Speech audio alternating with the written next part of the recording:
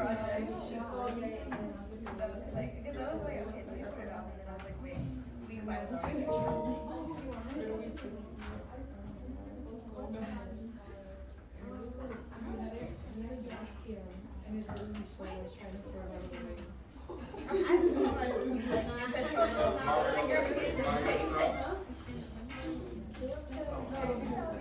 Oh, you're with Mario?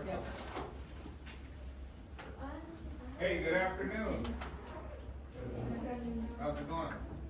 Going good. Going good? How's the college life, college experience so far? How was your rating? 1 to 10. 8. 8. You're an 8. Anyone else? How would you rate your experience so far?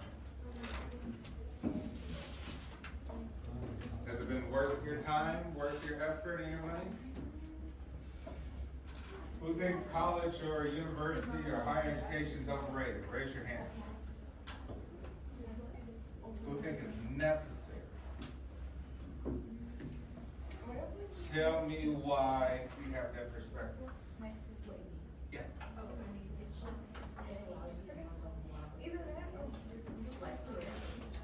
Okay.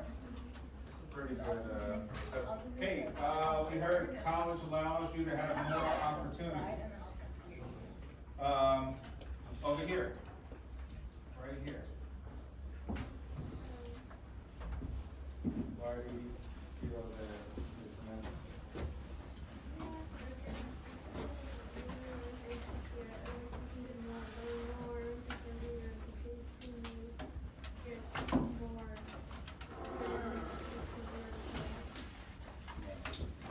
Okay, and in the back. What do you think? What do you think? Honestly, that like not a lot of jobs still look at you if you don't have a degree, so you're not really get far, especially in this economy. Yeah, I mean, to be honest, it's actually just a requirement for some jobs. Imagine you go to your heart surgeon, you're like, hey, where'd you go to college? And you're like, I did. Right? You go to your medical doctor, or you go to your lawyer, you're like, oh man, where'd you go get your law degree? It's like, I did. How would you feel about that? Right? Sort of certifies you, I would say, in some sort of social sense. That at least you went through a program, you wrote papers, you did work, you had to use your brain in some capacity, right? Some people figure out the system of college very well, which means they could get straight A's with a minimal amount of effort. Right? So college is like an experiment within itself. There's some people who are extremely stressed out. You know, I teach like graduate level courses for Pepperdine University, which is in Malibu, California, and Harvard over the summer. And there are a lot of people who are extremely stressed to have this perfect performance. Like they will literally lose their mind if they don't get like an A on every single paper. Like have this perception that everything is perfect. But then you're like, hey, does that equate to success? Maybe to some sort of nominal degree, but there's probably a threshold, right? Because the real CEOs, people with billions, they recognize that whatever is required is usually what they will do to get ahead. Which means they're usually going to go above and beyond, right? Which means that they know that they don't want to stress or kill themselves just for something that may not matter, that doesn't yield some sort of result, right? So they figure out systems, and that's really what it is. College is a system that needs to be figured out. You need to figure it out, right? I probably learned that maybe my second year of college, and I was like, man, I did some pretty nifty things in order to get ahead and maintain a really good GPA. But I also used very little effort. Because I had so many other different projects that I was working on too, like starting a business as an undergrad.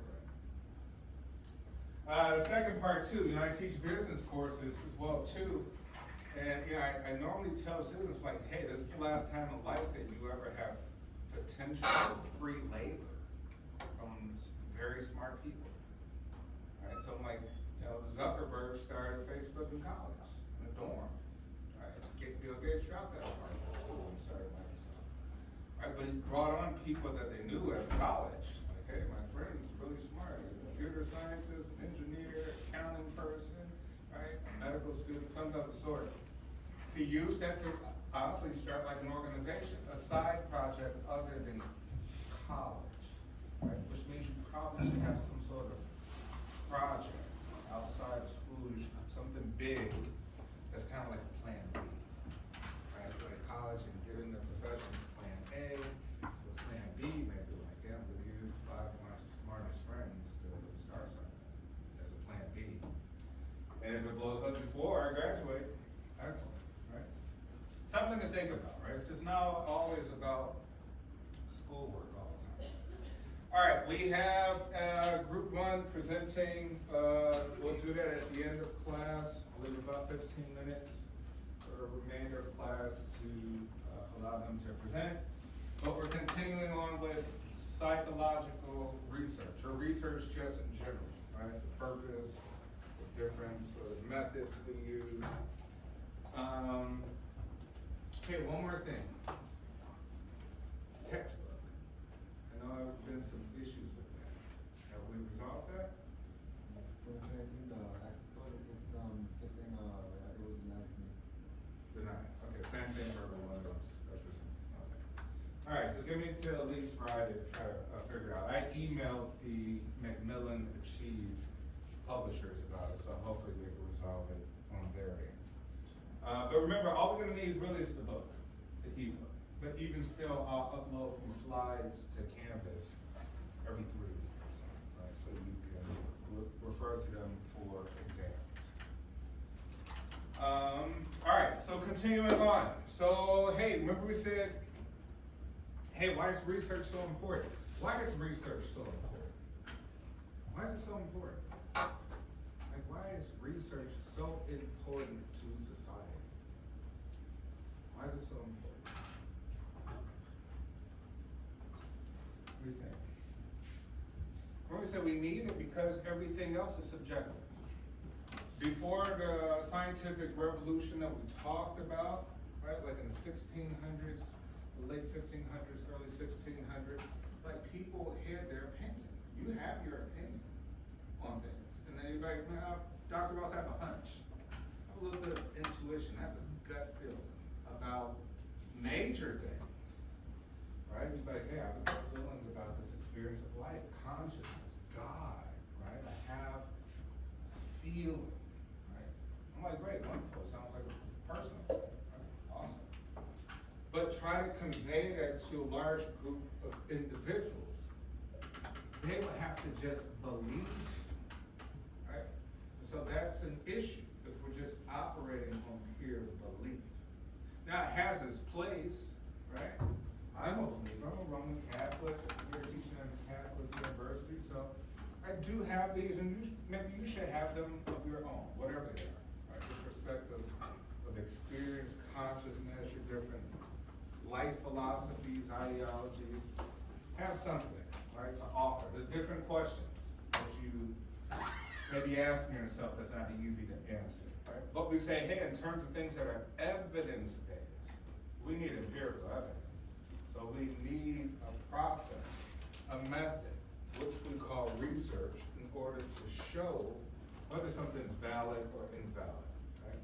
Because that's how we operate as a society. Remember we said research is not usually perfect, right?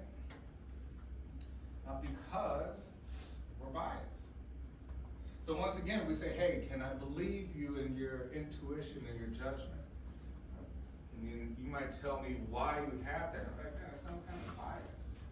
You're biased because of your age, your religion, your ethnic background, your sexual orientation, your political views, how you were raised, your parents, where you went to school, your neighborhood. You're completely biased in some way, shape, or form. Right? So we're like, hey, we can't really rely on that too much in a scientific way. Remember the word science comes from scientia, which essentially means knowledge, right? Science means knowledge, right? Philosophia, right? Love means of wisdom. So we say there's difference. Wisdom and knowledge are two different things. Philosophy means wisdom, right? Science means knowledge. So here we're trying to figure out how to convey knowledge to others. Now before that, before we even get back into that, right? We looked at correlational studies. We said correlation doesn't equal causation, but we look at the strength of relationship between variables, independent variables, dependent variables, things we manipulate, things we don't manipulate, control groups, right? Random sample. We don't want you hand-picking people. It's an extreme bias, right? We want everybody to have an equal opportunity to participate for the particular group that we want for a study. But here are some of the biases, right? These are just things that maybe we don't actually think about in the day-to-day life of like, hey, why am I thinking that way? Why am I arguing with somebody about beliefs? Right? Man, I believe in this. I only watch this. Hey, I only watch Fox News. Hey, I only listen to CNN. Hey, I only read this. Hey, I only talk to these people, right?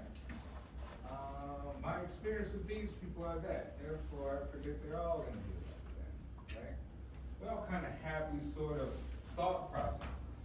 And so we call them cognitive bias, right? We say the word cognitive, cognition simply means thinking, right? It means you have some sort of bias in your thinking,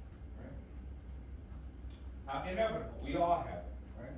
No one's a perfect thinker, and we all have a bias. The point is to try to eliminate as much bias as possible throughout life, so that you become more of a scientist, right? That's how you become a scientist. You let the data sort of explain itself, and not you explain or try to conform the data to your own personal beliefs. Here's one. Hey, anchoring bias. Anyone ever heard of this? What can you tell me about it? It's like if somebody gives you an initial prize, something along those lines, I can't remember fully, but if somebody gives you an initial prize and then they kind of like lower it, you think that's actually like a discount. That's kind of an example. Yeah, you say, hey, you drop an anchor up, right? First anchor, man, how much you want for that car? 50,000. You're like, what? No way. And then they're like, all right, stop hassling me. I give it to you for 30,000. Like 30,000, dude, that's like the greatest deal ever. Here you go. All right, you get home, you realize the car's only worth 15,000. You get what I'm saying? Like, what is said at the initial sort of phase, your mind immediately kind of uses as a baseline reference to where you're going to go up or down in life, right? So think of it that related to how we were raised. We were raised with anchors. We were raised with a baseline. Your observation of what's right and wrong, good and evil, right? You have a baseline, which means you have a threshold. Some of us are willing to cross the threshold of our perception of evil or wrong. Right? Others may not be willing to cross those type of thresholds. Right? And even if we think we're good people, right? We may think that, oh, we're good. I volunteered, I donated, right? I did all this. You're like, when you get to the root of it, maybe the true anchor is you just want to make yourself feel good. Maybe without getting help, something internal, right? You say, hey man, as a human, there are about some very fundamental proclivities, some tendencies we lean to, right? They're not absolutes. But we see right body temperature. It means it's cold outside, it's thunder up, it's hot outside, it's very cool, right? We're going to seek pleasure mostly overall, right? Self-preservation. Hey, let's go do the crime. We're gonna carjack together. Man, I knew him since 20 years. He would never snitch. You get in that room and interrogate you and they say 30 years minimum what you get, right? Snitch. There's no such thing as like, oh my God, I can't believe that guy's a rat or a snitch. You're like, are you serious? It's called self-preservation. We all do it. Why would you put Why don't you put the value of somebody else's life over yours? That makes no sense in any way, shape, or form, right? So we seek self-preservation, we seek pleasure to any detriment, right? And we usually want to be right, right? Being right is usually one of the things we like to think. Because if not, it messes with our self-concept, which is a low self-esteem, confidence, right? Like to be right is actually maybe an evolutionary thing that we need for confidence, that we need in order to have good self-esteem, to feel that we are right in some way. So anchoring, the first thing you judge influences your judgment of all that follows, right?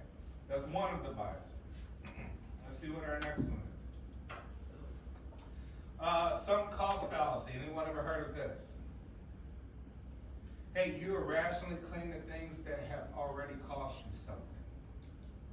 Anyone can think of an example? Yes. I already spent a lot of time in this project, so I can't do work. Yeah, you're like, hey, too much time and effort. Let's say you're in a bad relationship. But you've been in that relationship for 5 years. It's toxic, it's dramatic, it's up and down, you break up, every other week, right? You've been cheating on each other, right? Blah, blah, blah. But you're like, man, 5 years is a long time. I'm gonna have to start over, right? When we say pleasure, it's displeasure to start over with anything. Because it's something new, you don't know what to expect. We don't like unpredictable things. We want prediction, right? Come to the same house, the same room. We want to be comfortable in our same clothes. We don't like too many new things. Some new things we do like, right? Whether it's learning. But when it comes to something personal, whether you put time, energy, effort into, usually you cling to it. Right? Something that may be questioned about even things in your life on that bias. Availability heuristic. Who knows what a heuristic is?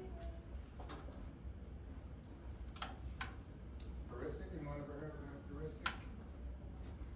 Right, so we go on Google, we search, and we say, all right, Google put up the best results in a ranking system that they have. They have their own system. Using an algorithm. Right? The algorithm is a very long process, but it yields the best results, probably the most accurate results. When I say human beings have a proclivity for convenience too. We don't want to think too long and too hard. We want to quick. That's why we're on TikTok, on Instagram, Snapchat. Right? That's why the videos have shortened over the years. You'll see the reels even shorten, possibly even more, on TikTok. Maybe 5-second blurbs in the future because our attention span is that bad. Right? Just one quick. So heuristic is a shortcut. Right? It's like if you go into a grocery store, you say, hey, I wonder where they keep hot sauce. Right?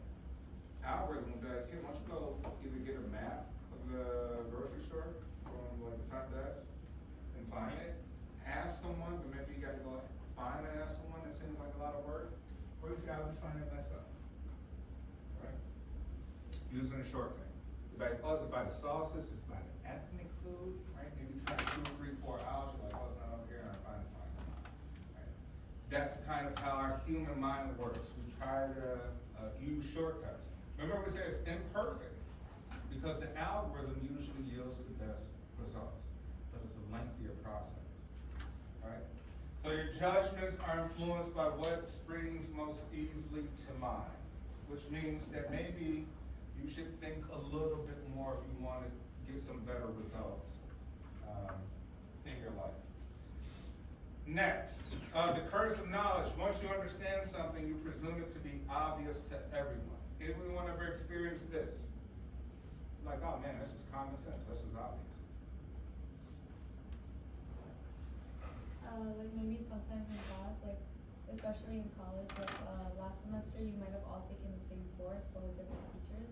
Each teacher teaches differently, obviously. So if one teacher already explained a certain concept to you, you might get to your next course, you understand it. Someone asks a question, you're kind of like, why would you ask that? Didn't you know already? Like, don't you Yeah. Really, I mean, you think about it, hey, we may all understand the same knowledge, we interpret it in a different way, and therefore it comes out different, right? But we always seem like, oh man, everybody knows that. Right? Everybody knows that term, that phrase, right? That concept. But they don't, right? Yes? I think it could be more of like you think you know it, but you don't really know, because you really think you know it, you don't like dive into it. Like we all say we know the English language, but you know, probably don't know like 30% of the way we like learn the whole language. Yeah, but I know the English language, but you don't know the definitions of 30-40%, so do you really know the language? Yeah, think about it, and that's really just, we have a tendency to be overconfident, right? So usually like, hey, we know, right? But then someone question like, well, what do you mean you know? Right? You know 100% of it? Like if you're talking English language, you're like, oh, I know this amount of grammar, this amount of syntax and things of that nature. Be like, hey, but do you know like the origins of the word, where it comes from? Old English, Middle English, right? Latin, etc. Like it just expands, which means we'll never know it. We'll barely know anything in one particular subject. Right? The more you know, the more, for an intelligent person, the more you know, the more you recognize you don't know. Right? For an ignorant person, it's like they think they know it all. Right? The more you're intelligent, you're like, man, it's too much to know. Right? For any given subject matter. I'll go through just a few more of these and we'll continue on to research. Hey, confirmation bias. You favor things that confirm your existing beliefs. Who can give me an example?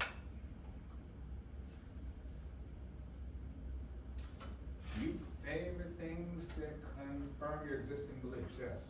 Maybe you watch a news source that confirms, I guess you can say, a news source that basically spews the same political ideas that you already believe in. Making it. Hey, let's say you're a conservative and all you watch is Fox News. Right? Alright, okay. Good, alright. You got your favorite news station, media channel. Okay, but how come you don't watch CNN or MSNBC? Like, you'll never watch that. All they do is lie. Like about everything. And yeah, you can't trust anything. Like this Fox ever lie? No, you don't do that. You're like, huh, that's interesting. So even if Fox and CNN put up some statistical data, right, that's been absolutely confirmed, you refuse to look at CNN on that subject. Right? Yeah, I just can't do it. Right? I need to confirm what I believe and how I feel I should believe in, my perspectives. Right? So you just always want to confirm. I mean, the issue is that usually with religious perspectives. Right? If we find new information, we reject it because it's just too rough it's too rough to accept new information. That could be true. Because it can unravel our entire world, our entire lives. All right, and then the Dunning-Kruger effect. The more you know, the less confident you're likely to be. Anyone ever experienced this? The more you know, the less confident you're likely to be.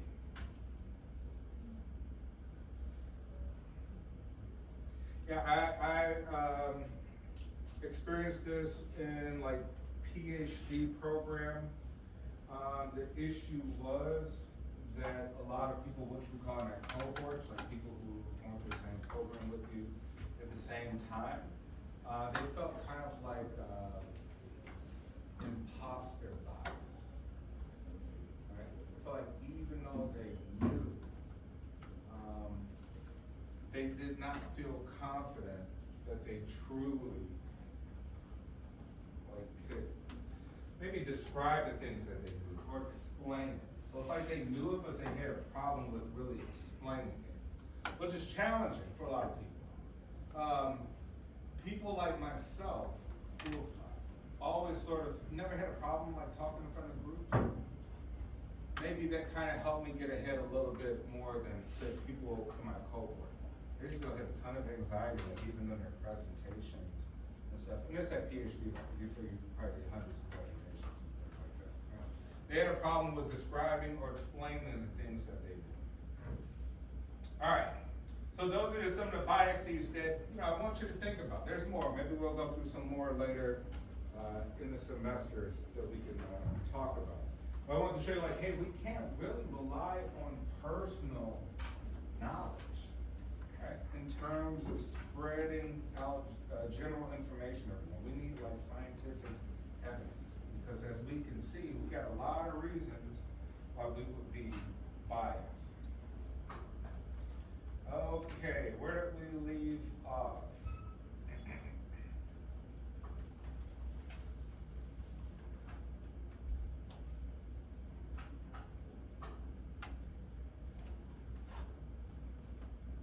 All right, we talked about sample, population, scatter plots.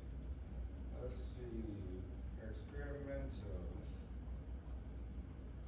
random assignment, quantitative, qualitative. All right, maybe we'll continue on here. Hey, quantitative, it sounded pretty, that sounds pretty easy, right? We say things are sort of converted using numbers, right? Scientific observations. Qualitative studies. Sometimes we do mixed methods as well too, right? We combine both quantitative and qualitative together. But qualitative, we use a lot in psychology, right? Because we're talking about like phenomenology. Like how do I study and observe your behavior to want to use cocaine or meth or something of the sort, right? Like that's something that I can't really put into numbers.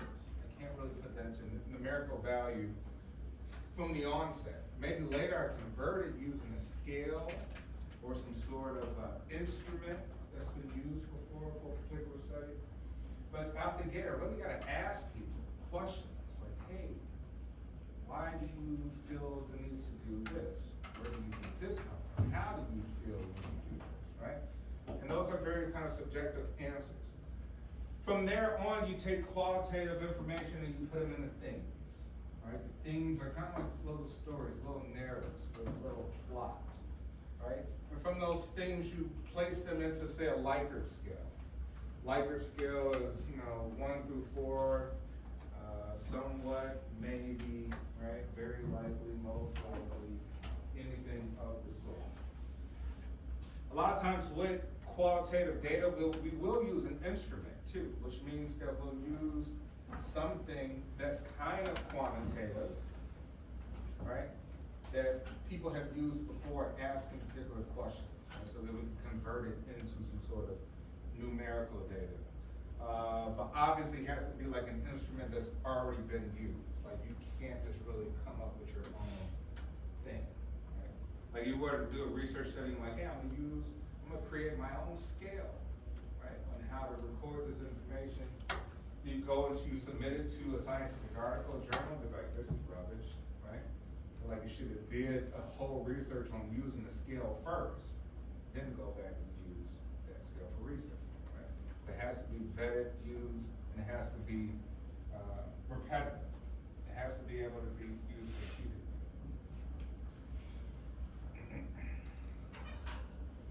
All right, now we get simple things like measurement, right? Any procedure in which numbers are assigned to objects or events. Here we're just talking using variables to represent, and you can get pretty creative with that, right? You can use any variable you like. Usually people tend to stick with X, Y, Z, A, B, C, nothing too crazy. So measurements you could get a little bit more liberal with.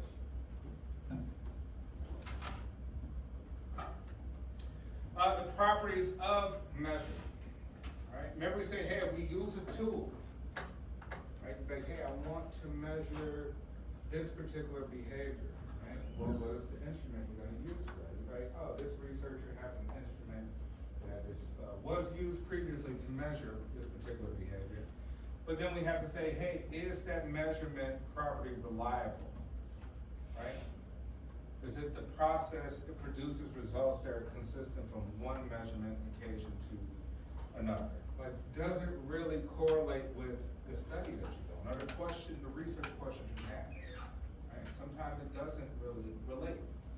And then validity is an attribute of a measure, specifically possesses validity, measures what it's supposed to measure, right? It has to measure exactly what it's supposed to measure. You can't kind of finagle the measure. All right, some advantages of quantitative data. One of the studies I did focused on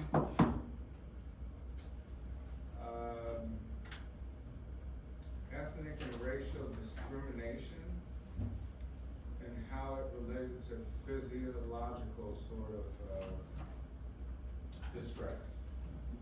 Right, and how that distress related to, like, say, high blood pressure. So in simple words, can high blood pressure, hypertension come from racism? Like your daily racial experiences over an enduring long period of time? Can diabetes be a cause of your racist environment? Which meaning that, hey, you know, if we say if you're under distress constantly, does it change eating habits, right? Does that also change the eating habit? Obviously changes glucose levels, changes habit formation, things of that nature. All right, so I use the quantitative sort of measurements, which means I took a bunch of information from the government of like South Africa and some other studies too, and then I implemented some of my own things as well too. But some advantages of it. Hey, it's easy to compare things. So you're just talking about numbers. You can compare one statistic to the next, right? Very easy. Concise, straight to the point. We're talking arithmetic, math, right? Numerical data, and very precise. So the information is very precise. But once again, it's kind of hard, right? It's hard if you're talking about subjective experiences of people, of groups of people. That's the limitation. It fails to review information that could be detected in qualitative research and fails to represent complexity of some psychological characteristics, like traits, right? We're talking about, hey, why do you possess that trait? We gotta ask some really in-depth questions because we can't really put that in quantitative methods at the beginning. We'll have to like do that at the end. And with qualitative, right? Words, interviews, observation of behavior. People kind of prefer this though, because this is just better. Like, hey, you want to actually go talk to people, right? You don't want to just pull a bunch of source information from this study, and this study, and this study. It's like, hey, I want to do something original, right? I want something that uses words, descriptions, right? Descriptors. I want to have some interviews, right? I want to just sit and observe people. Right, in a controlled environment. So that's what qualitative data is good for. Another part of qualitative data is case studies. What do you think is a weakness of case studies? Remember we talked about different things. Hey, surveys are good online, fill out a survey. That's good. You can get millions, you can get thousands of people to participate quickly. Put it online with a little link. Another different methods, focus groups. So a bunch of people around asking questions about something. Case studies. What are the pros, what are the cons? Or what are the strengths and the limitations? Think of a case study, like as a therapist, I'm talking to little Johnny, right? And little Johnny has issues, right? Maybe he's on a spectrum, right? Something of the sort. Or maybe you just have antisocial characteristics, right? He likes to harm cats, set them on fire, hit cats or something, right? And I have to talk to little Johnny. What were we gonna say? Oh, it's kind of hard to get a lot of data. Yeah, you're like, hey man, that's a lot of time with one person. What else? Look, I can't take little Johnny's experience and make it general. So little Johnny's experience, right? I could try to treat him the best of my ability and help him manage his issues. But I don't know if I can use that information generalize it to help everybody else, right? Maybe to a degree, once we get more people like little Johnny, right, more cases that are similar, maybe we can start to develop some sort of research based on that. But as a therapist, if you're working case by case, it really is that. It's that person's personal experience. Right? I don't know if it could truly be applied because each person's situation is unique. It can't be applied to everybody. Right? Can't generalize it.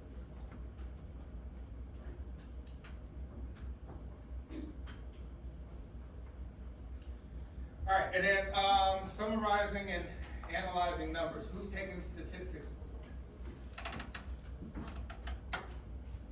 Who hated statistics?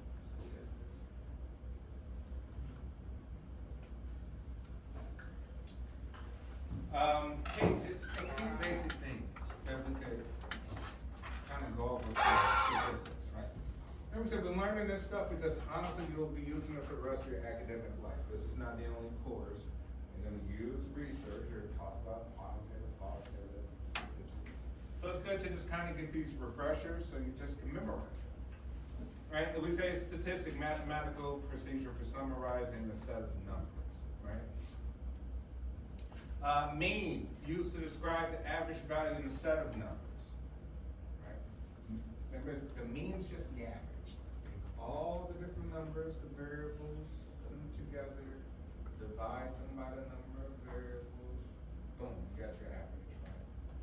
You got a statistic. Right? Mean is average. Standard deviation. Remember, I said it's usually a margin of error with anything. Anybody, for those of you who watch sports, like, hey, there's a ton of sort of margin of error for like predictions, right? And all sorts of things like that, whether you're gambling. But we say standard deviation statistics that describe the degree to which numbers vary or deviate from the mean. Right? Because some of those numbers you're like, hey, they don't correlate. They could be outliers. Right? Here's the average, but there are some numbers, some variables that are way far out from the average, which kind of messes up that average, messes up the data. Right? Be like, hey, there's some people, rare cases or examples of something. And then statistically significant. Experimental result is said to be statistically significant if observed outcomes vary from what would be expected by chance, right? It doesn't meet the expectations, they're so far off that it doesn't appear to have any significance. It means it's, bless you. It means that particular statistic is totally irrelevant to whatever it is you're studying.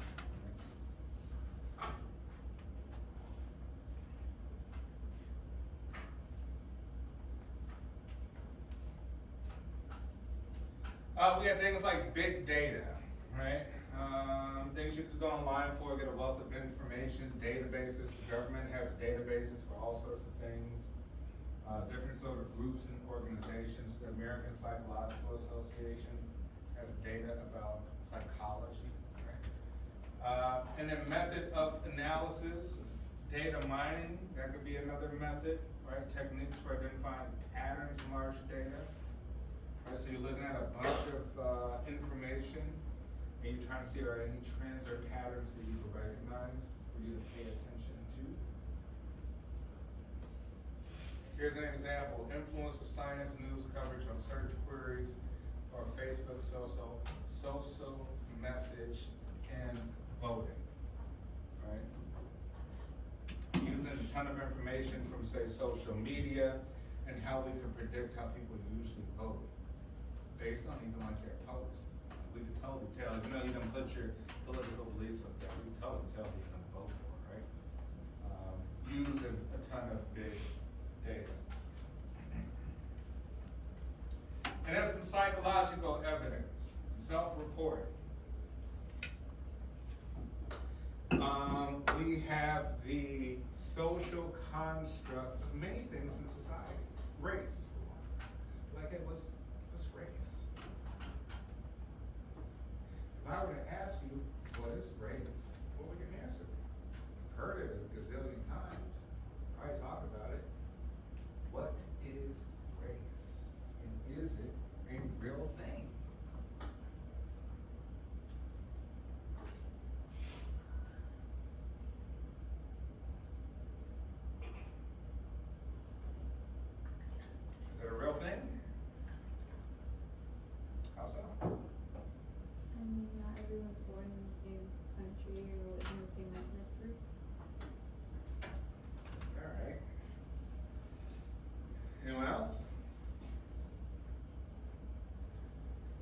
right? You say, hey, race is in taxonomy, which means what we're classifying animals or species. Yeah, there's a race, right? Phylum, class, race, right? Things of that order, kingdom, family. But for human beings, it's not a biological thing. Everyone in this class is 99.9% genetically the same. And you're like, well, okay, so what's race, right? Right, well, race is really a social construct. Race is whatever it is the United States says it is for the people in the United States. In the former Soviet Union, right, USSR, multitude, I mean 50, 60 races of people. You're like, oh, they kind of all look alike. How are they different races? Yes? What happens when you believe a certain belief or research, but then part of it or agree with, or a majority of it or agree with, but you agree with one part? So what does that happen? So you're basically contradicting yourself. You're saying that there's research? Yeah.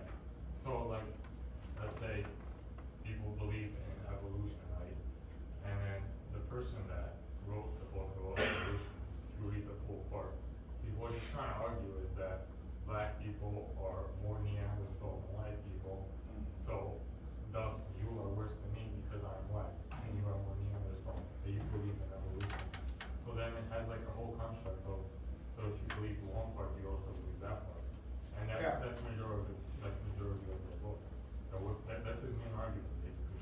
Yeah, that's the argument, right? It is a construct of who, relatively what you're speaking on is whoever wrote the book, right? Yeah.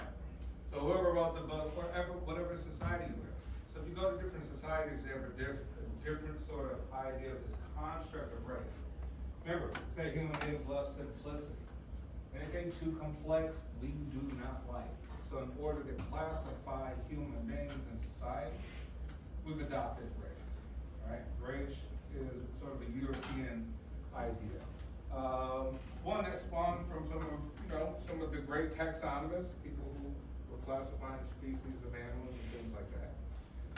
But it's a simple sort of order, but it's definitely a construct, right? Because we say we can dilute even these categories of race into multitudes of different people. They're like, oh man, what is black? Like, I don't know, they're from the Caribbean, Africa, African American, like you're like, yeah, they different languages, different culture, different things they eat, different beliefs, different, like they don't speak the same language. How does it, you know? So when you really get down to like, oh, it's a constructivist viewpoint. Now is it a reality? Yes. It's a social reality. It's a lived experience. So if we say we're colorblind, that sounds great. Right? Sounds really nice. Remember we said that's you. The majority of the world sees color, right? That is a reality too. It's just something we have to live by until things change. Things do change. So anyway, getting back to the point, like, hey, things change. Maybe there'll be more racial categories on the census data. Maybe there'll be less. Once upon a time, Hispanic, Latinos were not classified with whites. I was like, are you Hispanic, non-white? Hispanic. I'm like, oh, okay, interesting. Some things changed on the census over time, right? But you always have to question the motives. Usually political motives, something's happening, right, politically, for the most part. Which means that things will continue to change on that. But anyway, they're self-reporting, so no one can essentially kind of tell you what you are. They can, but even with government data or even with those psychological research, I can't describe you as Latino, as black, as white, or anything of the sort. You will have to self-report what you think you are. You think you are, self-report. What time is it? You guys are gonna have to do the presentation on Friday. Sounds good?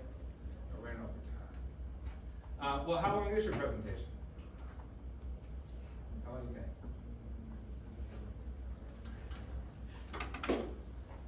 All right, do it on Friday. Do it on Friday. I'll give you some more time. sorry, I ran out of time. Alright, so self-reports, right? Questionnaire is the most common self-reported method. Have that person tell you what they are. You can't tell them what they are, right? They have a self-report. Observer reports may increase accuracy, direct observation of behavior, evaluatory tasks, or build mental process. Alright, we'll end off here. We'll pick up the remainder of the research Friday, and then